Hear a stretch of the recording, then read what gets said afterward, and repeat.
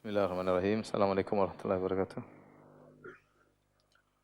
Alhamdulillah, salatu wassalamu ala rasulillah wa ala alihi wa sahbihi wa ala. Kita lanjutkan pembahasan kita sekarang pada surat Al-Buruj. Al-Buruj artinya gugusan bintang. Surat ini adalah surat Makkiyah. Allah Subhanahu wa taala berfirman, "Was-sama'i dzatil buruj." Demi langit yang memiliki gugusan bintang. Al-Buruj dalam bahasa Arab bermakna zuhur. Zuhur itu sesuatu yang nampak. Makanya benteng disebut buruj, ya. Karena benteng itu nampak dari jauh. Istana juga disebut dengan buruj, ya. Walau kuntum fi burujim musyayyadah, aina matakunu yudrikumul maut. Dimanapun kau berada akan didatangi oleh kematian meskipun kau berada di benteng yang kokoh, buruj. Ya, jadi maknanya zuhur, perempuan yang bertabarruj itu perempuan yang keluar menampakkan apa? Dirinya, menampakkan perhiasannya. Oleh karenanya, al-buruj di sini ada beberapa pendapat. Was-sama'i dzatil buruj, demi langit yang memiliki al-buruj. Al-buruj ada yang mengatakan dzatil qusur, demi langit yang memiliki istana-istana, maksudnya surga berada di langit, dan di langit banyak apa? Istana, di surga banyak istana-istana. Ada yang mengatakan al-buruj maksudnya manazil qamar, tempat lokasi-lokasi qamar rembulan lewat. Ada yang mengatakan al-buruj artinya an-nujum, bintang-bintang, dan ini yang dipilih oleh Al-Hafidz Ibnu Katsir rahimahullahu taala. As-sama dzatil buruj, yaitu langit yang memiliki gugusan-gugusan bintang. Berdasarkan firman Allah Subhanahu wa taala dalam surat Al-Furqan 61, Tabarakalladzi ja'ala fis sama'i burujan wa ja'ala fiha sirajan wa qamaran munira. Ya, Maha suci Allah yang menjadikan di langit ada buruj, ada gugusan-gugusan bintang. Allah bersumpah dengan langit yang memiliki gugusan-gugusan bintang yang menunjukkan luasnya langit tersebut karena betapa banyak gugusan bintang yang bertebaran di langit. Allah bersumpah lagi, wal yaumil mau'ud, demi hari yang dijanjikan. Para ulama sepakat bahwasanya hari yang dijanjikan adalah hari kiamat, ya. Al-yaumul mau'ud adalah hari kiamat yang dijanjikan akan datang. Wa syahidin wa masyhud, demi yang menyaksikan dan demi yang disaksikan. Ini ada banyak khilaf di kalangan para ahli tafsir apa yang dimaksud dengan demi yang menyaksikan dan demi yang disaksikan. Namun sering saya sampaikan, khilaf di kalangan ahlul tafsir adalah khilaf at-tanawwu', yaitu bukan khilaf kontradiktif, bukan khilaf saling bertabrakan, tapi khilaf sekedar beda sudut pandang, khilaf contoh. Khilaf apa? Contoh. Ini yang saya sampaikan. Kalau khilaf dalam fikih, hukum asalnya adalah tadad, kontradiktif. Satu bilang haram, satu bilang halal. Satu bilang sunnah, satu bilang bid'ah. Satu bilang makruh, satu bilang mustahab. Ini kalau khilaf fikih demikian, hukumnya bertabrakan. Tapi kalau khilaf dalam tafsir sebagaimana sering kita lewati, rata-rata khilaf contoh. Khilaf contoh seperti ihdinas siratal mustaqim, tunjukkanlah kami jalan yang lurus. Ada yang mengatakan jalan yang lurus maksudnya Al-Qur'an, ada yang mengatakan jalan lurus maksudnya agama Islam, ada yang mengatakan jalan lurus adalah Rasulullah sallallahu alaihi wasallam, ada yang mengatakan jalan lurus Abu Bakar dan Umar. Ini tidak ada khilaf, ini semuanya sama. Sekedar beda contoh, itu namanya khilaf tanawwu. Khilaf hanya beda contoh saja, ya. Sama wa syahidi wa masyhud. Apa yang dimaksud dengan syahid dan masyhud? Ada yang mengatakan syahid maksudnya adalah Muhammad, dan masyhud demikian juga ada yang mengatakan syahid masyhud adalah hari kiamat. Ada yang mengatakan syahid artinya hari Jumat. Ini beda-beda nih. Masyhud ada yang mengatakan hari kiamat, ada yang mengatakan hari Jumat, ada yang mengatakan hari Arafah, ada yang mengatakan hari Nahar, dibawa kepada hari-hari haji.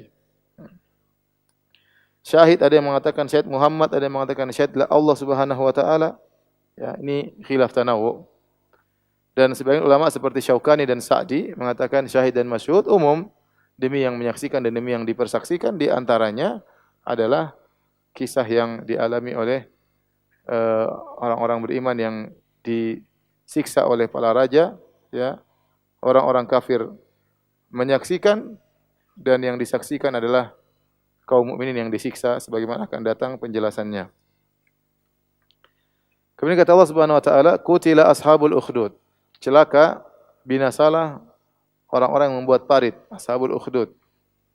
Siapa ashabul ukhdud ini? Ini ada beberapa pendapat ya di kalangan para ahli tafsir.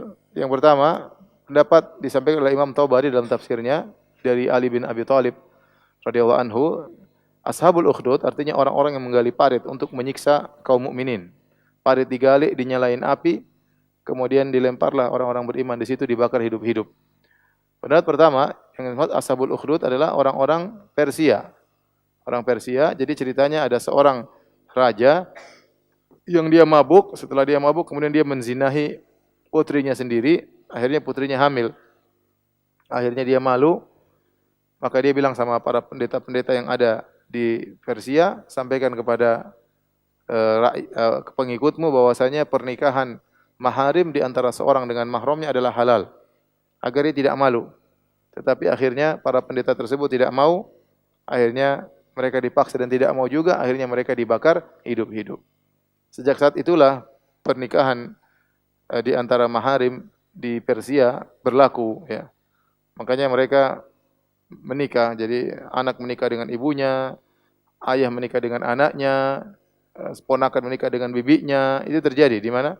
Di Persia, dan itu hal yang biasa bagi mereka. Dan ini adalah perkara menunjukkan puncak keburukan akhlak mereka. Bagaimana seorang menikah dengan mahramnya sendiri. Makanya waktu di zaman Nabi SAW, waktu Persia sudah dikuasai oleh kaum muslimin, maka Umar menulis surat, suruh mereka jangan menikah di antara mahram, dilarang. Umar melarang. Karena mereka masih mempraktekkan apa? Praktek buruk tersebut, menikah di antara mahram ya. Ya, sampai kemudian ada raja Yazdajir menikah dengan putrinya sendiri, Yazdajir II menikah dengan putrinya sendiri, terus cekcok, terjadi KDRT. Akhirnya putrinya dibunuh, yang dijadikan apa? Istrinya. Waliyadzubillah. Pendeta-pendeta disuruh berfatwa agar sesuai dengan keinginan raja. Tapi pendeta tidak mau, akhirnya pendeta-pendeta tersebut dibakar hidup-hidup. Ini pendapat. Pendapat yang lain, kalau itu di Persia. Yang pendapat lain mengatakan Ibnu Ishaq dalam sirahnya menyebutkan yang dibunuh adalah kaum Nasrani di Yaman, bukan di Persia. Sebut ada seorang bernama Zunuwas. Zunuwas ini dia dari agama Nasrani kemudian masuk Yahudi. Setelah itu dia mengajak orang-orang Nasrani di Yaman untuk masuk Yahudi, namun mereka tidak mau. Akhirnya Zunuwas pun marah, dia seorang raja, maka dia pun menggalak parit, dia bunuh 20.000 orang Nasrani.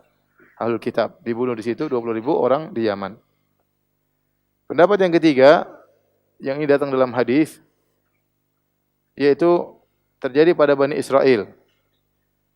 Yaitu zaman antara Nabi Isa dengan Nabi Muhammad SAW. Jadi di zaman Bani Israel antara Nabi Isa dengan Nabi Muhammad SAW. Saya bacakan hadisnya. Nabi yang bercerita, kata Nabi dari As-Suhaib radhiyallahu taala anhu anna Rasulullah SAW, Rasulullah SAW berkata, kana malikun fiman kana qablakum, ada seorang raja sebelum kalian, wa kana lahu sahirun, dia memiliki seorang penyihir.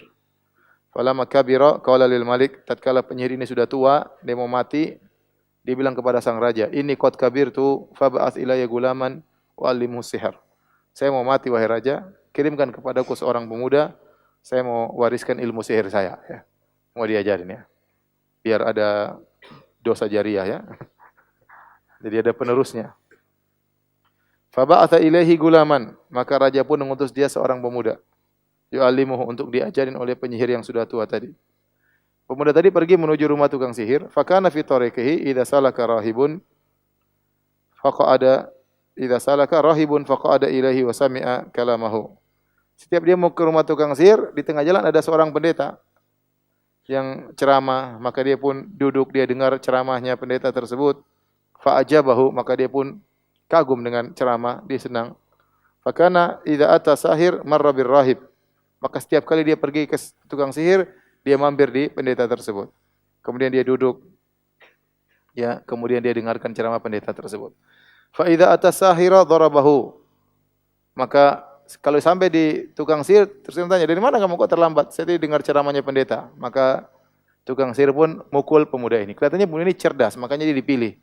Dipilih oleh raja untuk apa? Untuk bisa belajar ilmu sihir. Gara-gara terlambat dipukulin sama kakek sihir tua tadi. Fasyaka dzalika ila rahib. Kemudian dia cerita kepada rahib, dia mengeluh, saya dipukul sama tukang sihir. Akhirnya sang rahib berkata, "Idza khasyita sahir faqul habasani ahli." Kalau kau takut kepada tukang sihir, bilang aja saya ditahan. Jangan bilang ditahan sama pendeta, bilang saya ditahan keluargaku. Saya ditahan sama keluargaku. Wa idza khasyita ahlak faqul habasani sahir. Kalau kau ditahan sama keluargamu, bilang aja kalau kau terlambat pulang ke keluargamu, bilang saya ditahan sama tukang sihir. Pokoknya jangan bilang ditahan sama saya. Ya. Ini diajarin sama pendeta. Jadi gimana melakukan tauriah supaya tidak dipukul sama tukang sihir. Fa bainama huwa kadzalik, tatkala dia sedang dalam kondisi demikian, id ata ala dabatin azimatin qad habasatin nas. Tiba-tiba ada hewan buas di kampung tersebut yang menghalangi orang-orang. Orang mungkin mau lewat, tidak bisa, ada hewan mungkin lalu lalang di situ. Entah singa, entah macan, entah apa.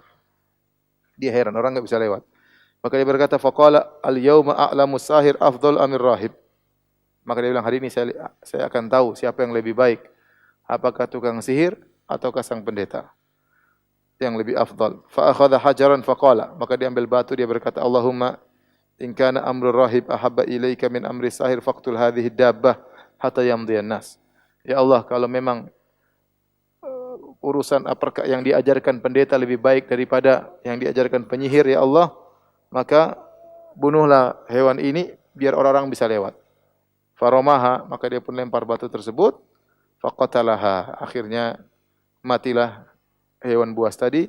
Wa madhan nas, kemudian orang-orang pun lewat. Fa atar rahiba fa akhbarahu faqala lahu rahib, maka dia pun ketemu pendeta, dia cerita.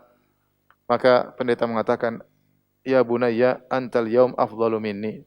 Wahai anak muda, wahai putraku, sehari ini kau lebih baik daripada saya. Karena dia doanya langsung dikabulkan. Langsung lempar pakai batu, binatang tadi bisa apa?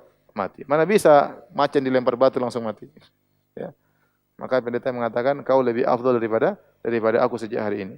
Qad balagha min amrika ma ara. Engkau telah sampai pada kondisi yang hebat yang aku lihat. Wa innaka satubtala, dan kau akan diuji. Fa inni betulita fala tadulla alayya. Kalau kau sedang diuji, disiksa, jangan sebut aku. Jangan sebut aku. Kanal gulamu yubriul akmaha wal abras. Gulam tadi tahu-tahu dapat karomah. Dia bisa menyembuhkan orang buta, dia bisa menyembuhkan orang terkena penyakit baras, perasu putih di badannya. Wa yudawin nas, kemudian dia menyembuhkan banyak orang. Min sairil adwa, berbagai macam penyakit. Fasami ajalisun lil malik, qad ami, maka ada seorang teman ngobrolnya raja, dia buta. Maka dia pun datang kepada pemuda ini, ingin minta disembuhkan. Maka dia bawa bihadaya katsira, dia bawa banyak sekali hadiah. Kemudian dia mengatakan kepada anak muda tadi, ma hahuna laka ajma'u in anta syafaitani. Ini semua hadiah yang banyak saya berikan kepada engkau kalau kau bisa sembuhkan aku. Kata pemuda tadi, inilah asfi ahadan. Aku tidak bisa menyembuhkan seorang pun. Innama yashfillahu, yang sembuhkan adalah siapa? Allah Subhanahu wa taala. Fa in anta amanta billah da'autullaha fasyafaka. Kalau kau beriman kepada Allah, aku akan berdoa kepada Allah dan Allah akan menyembuhkanmu. Fa amana billah. Maka dia pun beriman kepada Allah, teman duduknya, teman ngobrolnya raja. Fasyafahullah, maka Allah pun menyembuhkan teman raja ini, akhirnya bisa melihat lagi. Kemudian teman raja ini datang menemui raja, maka dia pun ngobrol sama sang raja. Raja heran, ini orang sudah bisa lihat lagi. Man radda alaika basarak. Siapa yang mengembalikan penglihatanmu, wahai kawanku? Kata kawan raja ini, Rabbi, Robku, Tuhanku. Qala walaka rabbun ghairi? Apakah kau punya Tuhan yang lain selain aku? Kata temannya, Rabbi wa rabbukallah. Tuhanku dan Tuhanmu yaitu Allah Subhanahu wa taala. Itulah Tuhanku. Fa akhadahu falam yazal yu'adzibuhu. Maka raja pun marah. Raja pun ambil kawannya tersebut, diadab, disiksa oleh sang raja.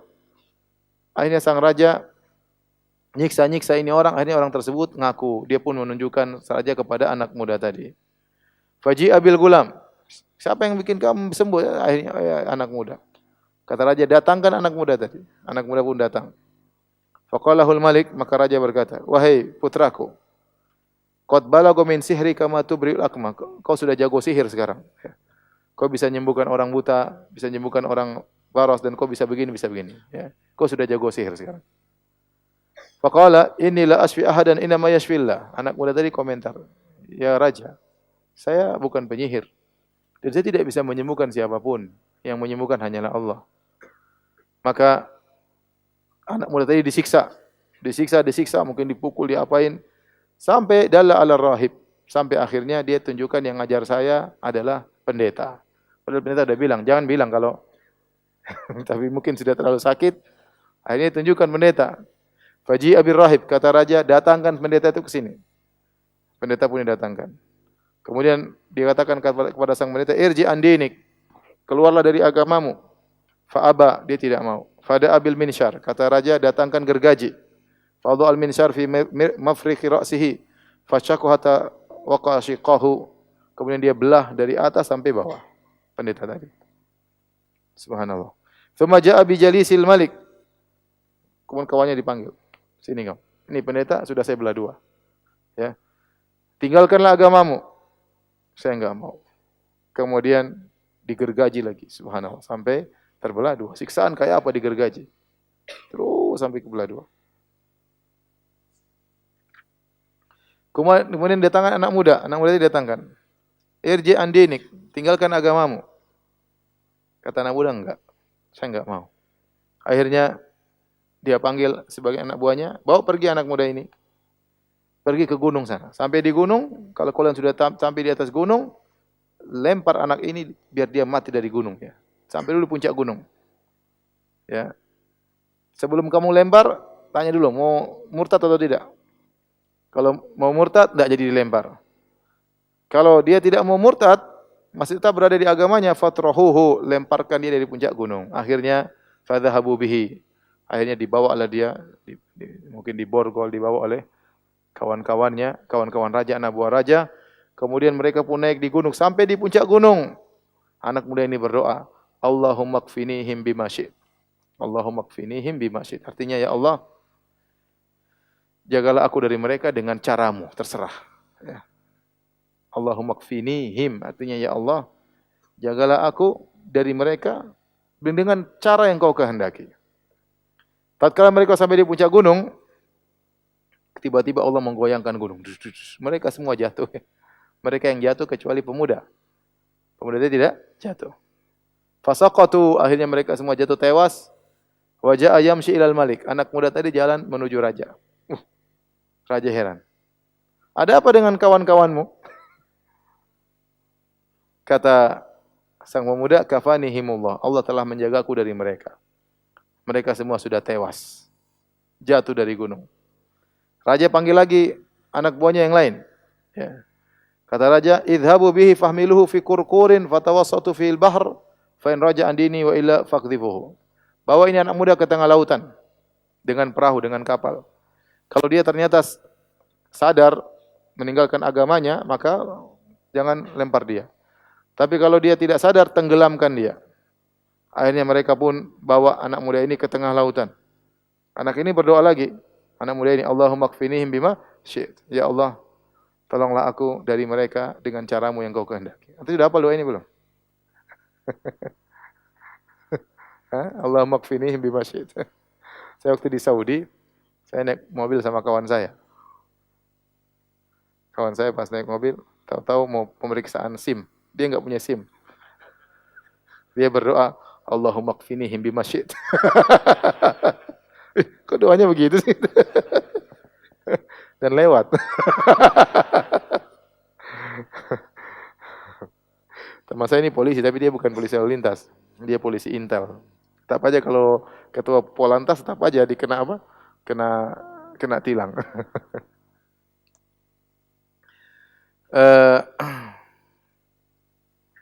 Kemudian akhirnya dia berdoa sampai di tengah lautan, akhirnya kapal kebalik, mereka semua mati. Ya, dia selamat. Dia pulang lagi lapor sama raja. Wis, datang lagi.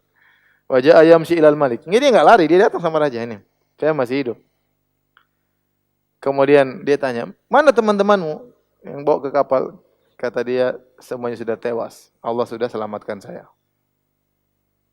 Kemudian dia berkata, mungkin ilham dari Allah, dia berkata, wahai raja, innaka lasta biqatili, kau tidak bisa bunuh saya, wahai raja.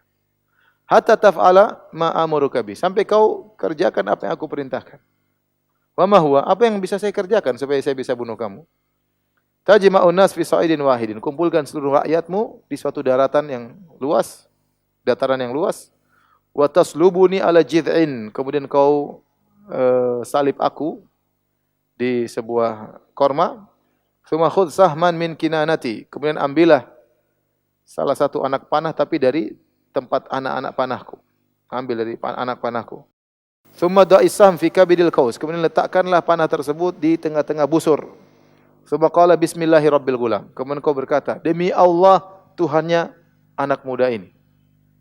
Tsumma rmini, kemudian lepaskan anak panah tersebut, fa innaka idza fa'alta dzalika qataltani, kalau kau melakukan itu saya pasti mati. Maka dia nurut sama, dia pengen bunuh ini orang mengganggu karena ini bikin masalah di kerajaannya. Maka dia kumpulkan rakyatnya semuanya, dia kumpulkan. Setelah mereka berkumpul semuanya nonton, disaliblah anak muda tersebut, itu diikat. Kemudian raja ingin bunuh dia, raja pun datang, ngambil anak panah dari tempat anak panahnya pemuda tadi. Kemudian dia letakkan di tengah busur, kemudian dia berkata, bismillahirabbil gulam. Suara didengar sama orang-orang. Demi Allah Tuhannya sang pemuda. Kemudian lepas. Dilepas. Kemudian fawaqa samu fi sudghihi, masuklah di sini. Anak panah tersebut, ya. Kemudian anak sang pemuda tadi fawadha yadu fi sudghi fi mawdhi'is sam, kemudian letakkan tangannya di tempat yang kena panah tadi, kemudian dia pun meninggal. Orang-orang tatkala melihat anak muda tersebut dibunuh gara-gara sang raja mengatakan demi Allah Tuhannya sang pemuda, kata mereka amanna bi rabbil gulam, kami beriman dengan Tuhannya anak muda ini. Amanna bi rabbil gulam, kami beriman dengan Tuhannya anak muda ini. Amanna bi rabbil gulam. Akhirnya orang-orang anak buahnya raja datang kepada raja. Ara'aita ma kunta tahdharu, bukankah ini yang kau takutkan orang-orang beriman kepada Tuhannya anak muda? Sekarang malah terjadi. Maka dia pun jengkel, fa'amara bil ukhdud, maka dia pun suruh balik parit. Ya, saya waktu ini juga ada kisah saya sama kawan saya, dia punya anak berumur sebulan. Orang Arab itu umur sebulan, umur seminggu mereka sunat anak mereka baru lahir. Ya, kita tunggu SMP bro. Kalau mereka masih 7 hari, 3 hari mereka sunat ya. Ada kawan saya sudah sebulan baru disunat. Saya ngantar dia, kita pergi ke rumah sakit. Yang sunat mantri ya. Kemudian waktu dia mau sunat, dia pakai, saya lupa pakai apa? Gunting kalau nggak salah. Dia bilang bismillahirabbil gulam. Emang alot nggak bisa. Ya bismillah aja tapi apa dokternya bercanda. Dia bilang apa? Bismillahirabbil gulam. Kalau bismillahirabbil gulam itu kan kisah ini, kisah apa? Enggak mati-mati, alot makanya bismillahirabbil gulam. Ini mau sunat aja bilang bismillahirabbil gulam. Candaannya orang Arab. Tapi candanya pakai hadis ya. Kemudian dia jengkel, maka dia menyuruh untuk menggali parit. Digalilah parit ya, kemudian fakhuddat wa adraman niran, kemudian dinyalakan api yang besar. Kemudian dia kumpulkan rakyatnya semua. Siapa yang tidak murtad, tidak keluar dari agamanya, mati di sini. Silakan masuk ke sini. Semua akhirnya mereka tidak mau kafir, mereka akhirnya memilih untuk melemparkan diri mereka dalam lautan api tersebut. Satu mati, ribuan mati, banyak. Ada yang mengatakan puluhan ribu, mati semua. Hatta fafa'alu hatta ja'at imra'atun wa ma'aha sabiyun. Tiba-tiba ada seorang ibu membawa anaknya. Fataqa'asat, ibu-ibu ini kayaknya ragu, mungkin dia kasihan sama anaknya, gimana membakar, enggak tega. Kemudian ya dia takut anaknya jatuh di situ. Kemudian tiba-tiba sang anak berkata, "Ya ummi isbiri." Wahai ibuku, bersabarlah. Fa innaki 'alal haqqi. Sungguhnya engkau berada di atas kebenaran. Ini masih kecil tapi bisa ngomong ya. akhirnya mati semuanya. Inilah disebutkan oleh sebagian ahli tafsir, inilah maksudnya dalam ayat ini, qutila ashabul ukhdud. Celakalah para penggali parit, itu raja dan anak buahnya. Kata Allah, jadi ada 3 pendapat, ya, ada yang mengatakan di Persia, ada yang mengatakan di Yaman, ada yang mengatakan di salah satu daerah di Bani Israel zaman antara Nabi Isa dengan Nabi Muhammad SAW. Intinya ada orang-orang dibakar di parit gara-gara mereka beriman kepada Allah Subhanahu Wa Taala. Kata Allah, qutila ashabul ukhdud. Binasalah orang-orang yang menggali parit. Apa sifat parit tersebut? An-nari dzatil waqud. Yang di parit tersebut isinya api, ya, dinyalakan dengan kayu bakar. Dinyalakan dengan kayu bakar. Idhum 'alaiha qu'ud. Kemudian mereka pun duduk di atas parit-parit tersebut. Ini ada 2 pendapat. Ada yang mengatakan mereka diikat, jadi waktu mau dibakar, diikat dulu, diikat semua, disuruh duduk, baru kemudian dilemparkan api untuk dibakar, sehingga mereka tidak bisa kabur. Idhum 'alaiha qu'ud, artinya orang-orang beriman diikat duduk, dibakar sambil duduk, sehingga tidak bisa kabur. Pendapat yang lain mengatakan idhum 'alaiha qu'ud, artinya ashabul ukhdud, yaitu para raja dan anak buahnya, duduk nonton orang-orang yang disiksa. Dia jadi nikmati. Mati, lempar lagi, mati lagi. Jadi nikmati siksaan tersebut. Orang seperti itu kejam, ya. Dia merasa bahagia dengan melihat orang lain apa? Tersiksa. Sudah hilang nuraninya, sudah mati, ya, hatinya, sehingga dia merasa bahagia dengan melihat orang-orang apa? Disiksa. Ini dosa-dosa mereka luar biasa. Mereka kafir kepada Allah, mereka musuh wali-wali Allah, mereka membunuh dan bakar wali-wali Allah, dan mereka menikmati penyiksaan tersebut. Kata Allah, wa hum 'ala ma yaf'aluna bil mu'minina syuhud. Sedangkan mereka menyaksikan apa yang mereka perbuat terhadap orang beriman. Jadi mereka duduk nonton dibantainya orang-orang beriman. Kata Allah, wa ma naqamu minhum illa ayyuminu billahil azizil hamid.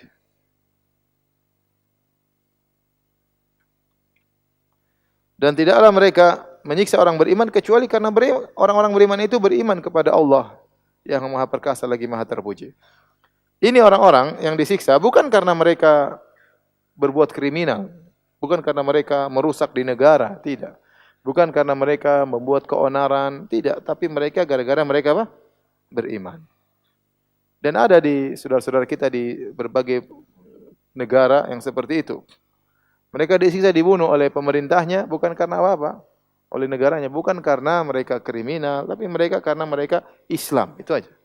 Di Rusia dulu seperti itu, banyak orang kaum muslimin yang dibunuhin. Ya. Ya, bukan apa, karena mereka beriman. Ya.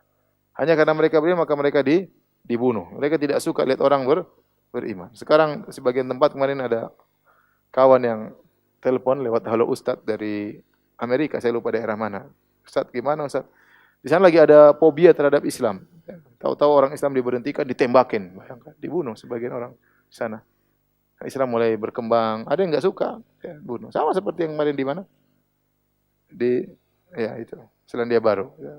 Kenapa dibunuh? Gara-gara mereka Islam. Mereka bikin kriminal, nggak ada kriminal mereka lakukan. Nggak ada kriminal, cuma gara-gara mereka beriman, itu aja. Dibunuh. Nggak suka lihat orang beriman, akhirnya dibunuh. Makanya Allah mengatakan, wa ma naqamu minhum, tidaklah mereka ini disiksa kecuali apa? Illa an yu'minu billahil. Karena mereka beriman kepada Allah maka mereka disiksa, dibunuh, dibakar hidup-hidup. Ya.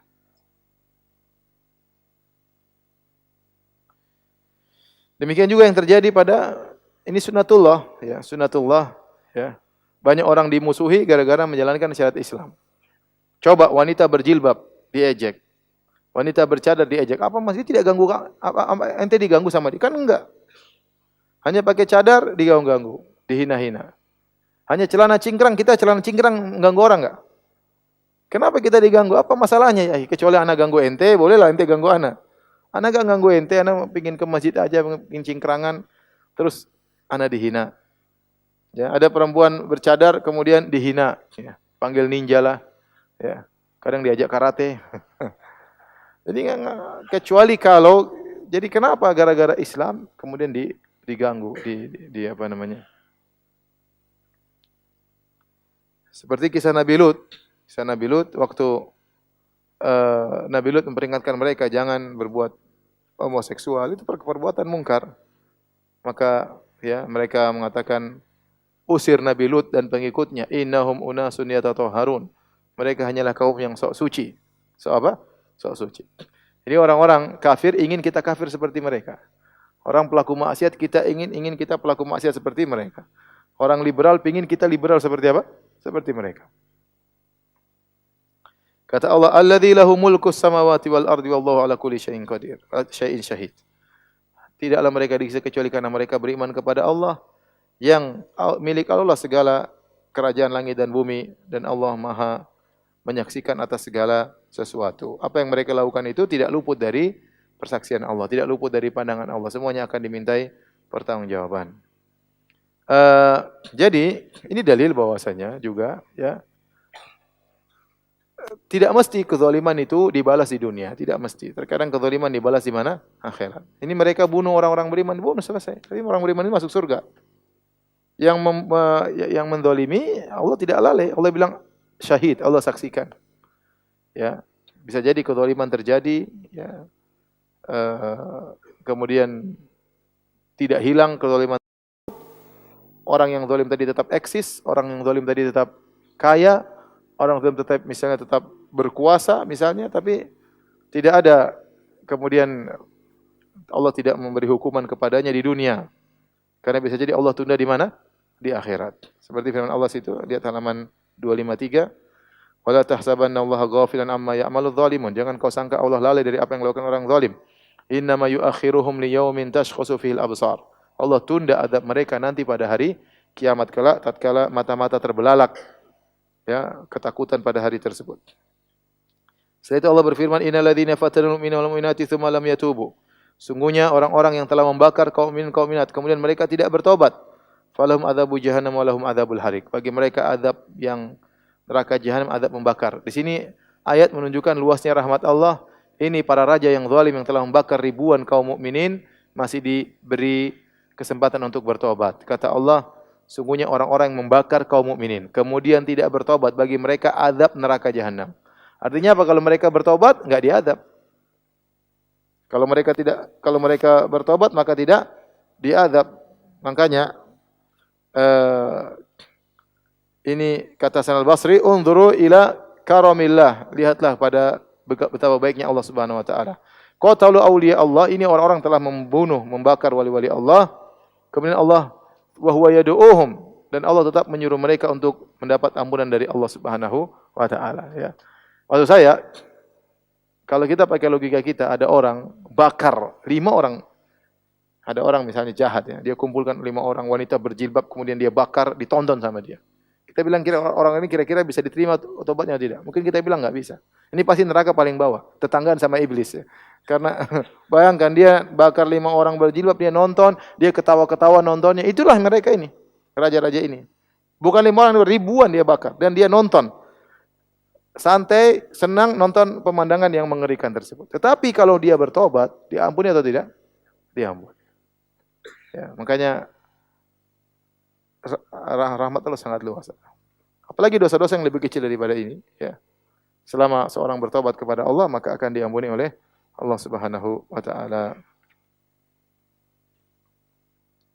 Allah berfirman setelah itu, innal ladzina amanu wa amilus solihati lahum jannatun tajri min tahtihal anhar, dzalikal fawzul kabir. Kemenangan mereka di surga. Mereka tidak menang di dunia, mereka menang di mana? Akhirat. Itu yang disita tadi dibunuh. Dia tidak menang di dunia. Dunia dia kalah, dibunuh. Ya, tapi kata Allah, sungguhnya orang beriman amal saleh, bagi mereka surga yang mengalir di bawahnya sungai-sungai. Dzalikal fawzul kabir. Itu kemenangan yang besar. Pendeta tadi kalah atau menang di dunia? Kalah. Digergaji. Orang teman raja tadi yang sudah buta kemudian bisa melihat lagi, kalah atau menang? Kalah. Sang pemuda kalah atau menang? Kalah, mati. Orang beriman puluhan ribu kalah semuanya. Di dunia kalah. Nah, tapi di akhirat dia menang. Jadi maksud saya tidak mesti namanya kezaliman harus kalah di dunia. Kadang kalah, kadang menang. Kalau selalu kezaliman kalah, maka tidak ada ujian. Allah menjadikan demikian. Terkadang kezaliman menang, terkadang kezaliman kalah agar ujian terus berlaku. Kalau setiap orang munafik pasti kalah, setiap orang kafir pasti kalah, maka semua orang akan masuk Islam. Paham? Maka semua orang akan masuk Islam. Tapi demikianlah berlaku di dalam kehidupan dunia ini, terkadang menang, terkadang kalah, ya. Agar ujian tetap berlaku. Kemudian setelah itu Allah Subhanahu wa taala berfirman, "Inna batasya rabbika lasyadid." Sungguhnya siksaan Tuhanmu sangat keras. Ya, hati-hati orang di dunia berbuat zalim. Kalau Allah azab dia di dunia bisa, atau Allah azab dia di akhirat, atau Allah azab dua-duanya dunia dan akhirat. Kata Allah, "Wa kadzalika akhdhu rabbika idza akhadhal qura wa hiya zalimah." Demikianlah siksaan Tuhanmu kalau Tuhanmu menyiksa suatu negeri dan negeri tersebut berbuat zalim, inna akhdahu alimun syadid. Sungguhnya siksaannya sangat pedih. Kemudian kata Allah Subhanahu wa taala, innahu huwa yubdi'u wa yu'id. Sungguhnya dialah Allah yang menciptakan makhluk dan akan menghidupkan mereka kembali. Wa huwal ghafurul wadud. Dan dia adalah Allah Subhanahu yang Maha Pengampun lagi Maha mencintai. Al-Wadud artinya mencintai. Mencintai. Hud itu artinya mencintai. Ini ayat Allah menggabungkan antara mengampuni dan mencintai. Sebagai bantahan orang-orang yang menyangka kalau seorang berbuat maksiat tidak akan dicintai lagi oleh Allah. Orang bermaksiat sebesar apapun maksiatnya, kalau dia kembali kepada Allah maka dia akan dicintai oleh Allah Subhanahu dengan syarat dia bertobat, ya. Makanya dalam hadis Rasulullah SAW mengatakan, "Allahu asyaddu farahan bi taubati abdihi na yatubu ilaihi." Allah sangat bergembira, ya, dengan gembiranya seorang bertobat kepada Allah Subhanahu wa taala. Jadi kalau antum berdosa, jangan lupa bertobat kepada Allah Subhanahu wa taala, ya. Allah tutup aib antum mungkin tidak ketahuan, ya. Itu bentuk kasih sayang Allah kepada antum. Bukan berarti antum ditutup aibnya malah semakin parah. Ingat, Allah kasih kesempatan untuk bertobat. Maka bertobat agar Allah mencintai seorang yang kembali kepada Allah Subhanahu wa taala. Allah berfirman, "Dzul Arsyil Majid." Ya, yang memiliki arsy yang maha mulia. Jadi Allah memiliki arsy dan Allah maha agung. Dalam sebagian qiraat Dzul Arsyil Majidi. Dalam sebagian qiraat Dzul Arsyil Majidu. Kalau Dzul Arsyil Majidu berarti Allah yang maha mulia, pemilik arsy. Kalau Dzul Arsyil Majidi artinya Allah memiliki arsy yang mulia. Dua-duanya benar. Arsy adalah singgasana Allah Subhanahu wa taala, ya. Dan pada hari kiamat kelak akan dipukul oleh 8 malaikat. Wal malaku ala arja'iha, dan para malaikat berada di berbagai penjuru langit. Wa yahmilu arsya rabbika fawqahum yawma idzin thamaniyah, dan akan dipikul oleh 8 malaikat, ya. Mikul arsy tersebut. Arsy itu sangat luas. Setelah itu kursi, wasi'a kursiyyu samawati wal ard. Kursi Allah meliputi langit dan bumi. Mas samawati sab'u fil kursi ila kal halqatin mulqatin bi ardin falat. Tidaklah langit dan bumi dibandingkan dengan kursi kecuali seperti cincin yang dilemparkan di padang pasir. Wa fadlul arsy al kursi ka fadli tilkal falat ala tilkal halqah. Dibandingkannya arsy dengan kursi sama. Kursi seperti cincin yang dilepaskan di padang arsy. Jadi arsy sangat apa? Sangat luas, sangat luas. Dan Allah di atas arsy bukan berarti Allah butuh kepada arsy. Ini jangan disangka demikian, ya. Allah hanya punya arsy singgasana, bahwasanya Allah itu maha hebat. Raja-raja punya singgasana, singgasana Allah lebih apa? Hebat lagi, tapi Allah tidak butuh dengan arsy tersebut. Allah tidak butuh dengan langit. Ya, Allah, bahkan Allah yang memegang langit, bahkan Allah yang menahan langit sebagaimana kita jelaskan pada pertemuan-pertemuan yang lalu. Ya. Makanya tidak semua yang di atas butuh kepada yang di bawah. Contohnya langit dan bumi, ya. Langit dan bumi, langit di atas, bumi di bawah. Tapi lebih luas apa? Langit. Lebih besar langit daripada bumi. Dan tidak ada bighairi amadin tarawunaha, tidak ada tiang yang menyangga langit. Langit tidak butuh dengan bumi, justru bumi yang butuh dengan langit, ya. Maka jangan sampai seperti ahlul bidah, mereka mengatakan tidak mungkin Allah di atas arsy. Kalau di atas arsy berarti Allah butuh kepada arsy, berarti Allah lebih kecil daripada arsy. Ini semua adalah logika yang tidak benar, ya. Tidak berarti yang di atas mesti lebih kecil daripada yang di bawah. Tidak mesti yang di atas butuh kepada yang di bawah. Contohnya langit dan bumi. Langit tidak butuh kepada bumi dan langit lebih luas daripada bumi. Demikian juga arsy, ya. Maka Allah Subhanahu wa taala tidak butuh dengan arsy. Allah hanya menunjukkan keagungannya. Sama seperti Allah punya malaikat. Allah tidak butuh dengan malaikat, tapi Allah yang tunjukkan Allah punya pasukan yang banyak. Ya, tanpa malaikat pun Allah tinggal bilang apa? Kun fayakun. Tapi demikian Allah bikin aturan agar kita tahu bahwasanya Tuhan kita ini raja di raja, yang memiliki banyak kekuasaan. Dalam satu hadis kata Nabi SAW, "Udzina li an uhadditha an malakin min malaikati Allahi min malaikatillah min hamalatil arsy." Aku diizinkan oleh Allah untuk bercerita tentang satu malaikat di antara malaikat-malaikat yang memikul arsy. Inna ma baina syahmati udhuni ila atiki masiratu sab'i mi'ati amin. Kata Nabi, saya diizinkan menceritakan tentang malaikat pemikul arsy antara telinganya sampai pundaknya jaraknya sejauh 700 tahun perjalanan ya. Dari telinga sampai mana? Kata Allah, fa'alul lima yurid. Allah melakukan apa yang Dia kehendaki. Allah ingin apa saja, tidak ada yang bisa menahan, tidak ada yang bisa menghalangi. Kemudian kata Allah, hal ataka hadithul junud. Sudahkah datang kepadamu berita kaum-kaum para penentang? Fir'aun wa Thamud. Di antara para penentang tersebut adalah Fir'aun dan kaum Thamud. Yang Fir'aun memiliki pasukan menentang Nabi Musa. Kaum Thamud memiliki kekuatan menentang Nabi Saleh. Ya. Balil ladzina kafaru fi takdzib. Dan sungguhnya orang kafir selalu mendustakan. Wallahu mi waraihim muhit. Padahal Allah mengepung mereka dari belakang mereka. Ya. Mereka mendustakan Allah terus, tapi suatu saat Allah akan menyiksa mereka. Bal huwa Qur'anum majid. Bahkan yang dustakan mereka itulah Al-Quran yang mulia. Yang mereka dustakan apa? Al-Quran. Yang majid, yaitu mulia dan memiliki kandungan yang sangat luas. Kata Allah, fi lauhim mahfuz. Yang Al-Quran tersebut tersimpan di lauh mahfuz. Tapi demikian saja kajian kita. Subhanakallah bihamdik. Asyhadu an la ilaha illa anta astaghfiruka wa atubu ilaik. Assalamualaikum warahmatullahi wabarakatuh.